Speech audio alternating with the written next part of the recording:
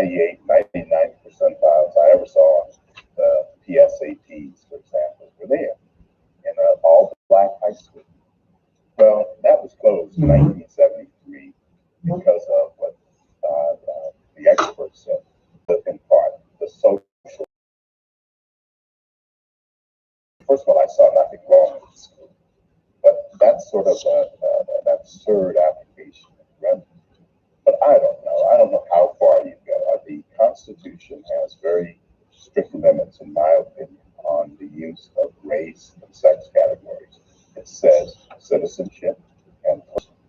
And I think we have to be very careful that we're not locking in precedents that in the long run will do greater harm. Well, I might be reading. Let's see, no, I did. That's right. You're on 12. Yeah, that was Justice Black. Okay. Yeah, I don't know what that means. I think it means that you can't. Lloyd Clarence Thomas. Right. Carolinsky.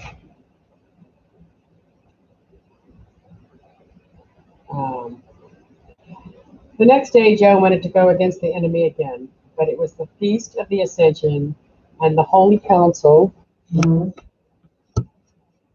Holy Council of bandit generals were too pious to be willing to profane it with bloodshed. But privately, they profaned it with plottings, a sort of industry just in their life.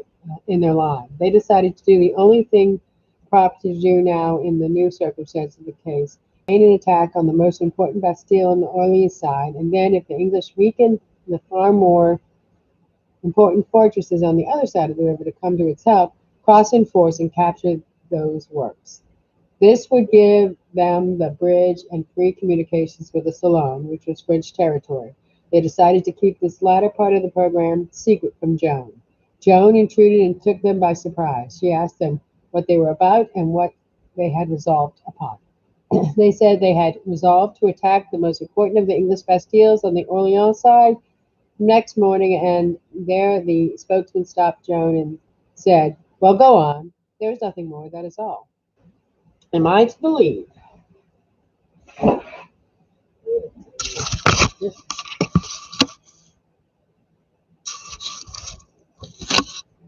Am I to believe this? That is to say, am I to believe that you have lost your wits? She turned to Dumois and said, "Bastard, you have sense? You have sense. Answer me. If this attack is made and the Bastille taken, how much better off would we be than we are now?" The bastard hesitated and then began some rambling talk, not quite germane to the question. Joan interrupted him and said, that will do, good bastard. You have answered. Since the bastard is not able to mention any advantage to be gained by taking the Bastille and stopping there, it is not likely that any of you could better the matter. You waste much time here in inventing plans that lead to nothing, and making delays that are a damage. Are you concealing something from me? Bastard, this council has a general plan, I take it. Without going into details, what is it? It is the same,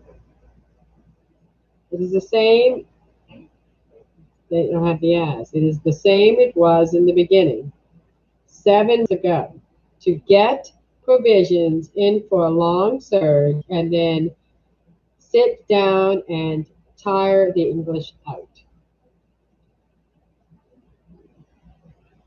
In the name of God, and if 7 months were not enough, you want to provide for a year of it? Now you shall chop these. Whoa, that's a cool word. Pusillanimous dreams. Pusillanimous dreams.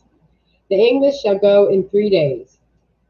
Several exclaimed, General, be prudent, and starve? Do you call that war? I tell you this, if you do not already know it, the new circumstances have changed the face of matters. The true point of attack has shifted. It is on the other side of the river now.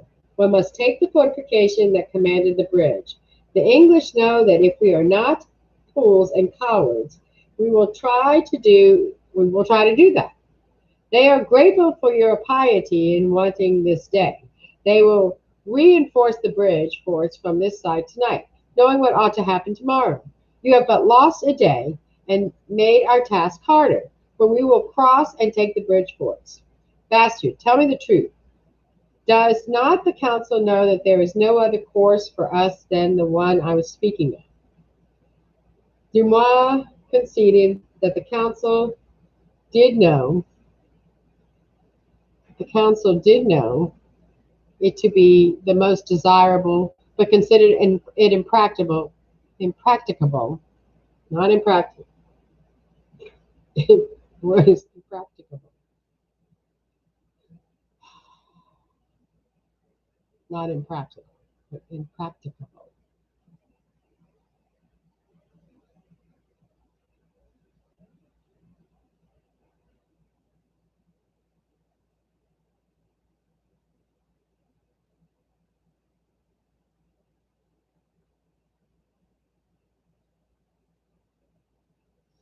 And Dumois excused the council as well to be as he could by saying that insomuch as nothing was really and rationally to be hoped for, but a long continuance of the siege and wearying out of the English, they were naturally a little afraid of Joan's impetuous notions.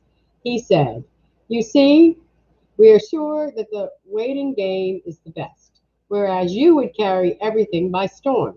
That I would. And more